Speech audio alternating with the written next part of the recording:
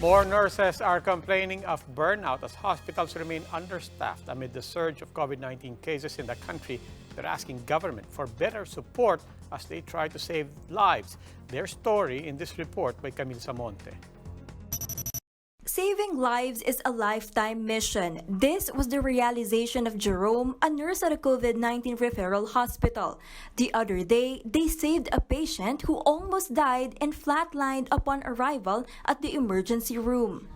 That person's life, I feel like, ignited a torch for everybody to understand how difficult it is right now. Like every single day. It's not just the life of the patient that we're worried about. It's our life as well.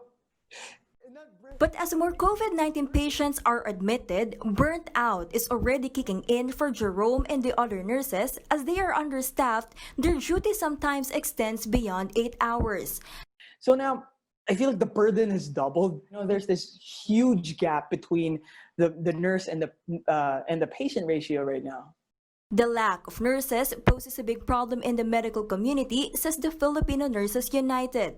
Hindi naman sa ayaw maglingkod o magsilbi ang ating mga nurses.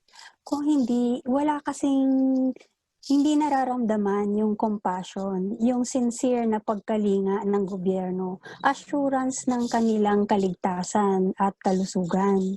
A deployment ban is still in place, preventing Filipino nurses from working abroad in order to supplement the alleged gap in the country's health force. Integrated Bar of the Philippines President Domingo Cayosa finds this questionable. In an interview on Agenda, he says there must be proof that the country is running out of nurses. Pero sa ngayon, ang statistics, marami pa rin namang nurses, mga health workers, ang hindi pa unemployed. So, tama lang na maghanap sila ng trabaho abroad. So, medyo malabo yung general na hindi kayo pwedeng umalis.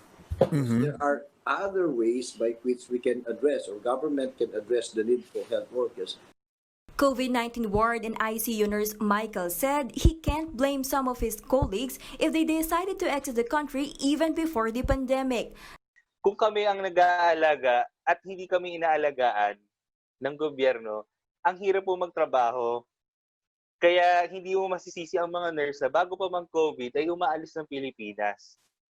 Despite this, Michael and Jerome are still willing to serve and sacrifice, just like all the frontliners who are fighting this pandemic. Sa totoo lang, nakakapagod po talaga, pero it's a life mission, kumbaga, and it's a life mission to save lives. Naniniwala ko it will still be worth it in the end. For News 5, Camille Samonte, we are One News.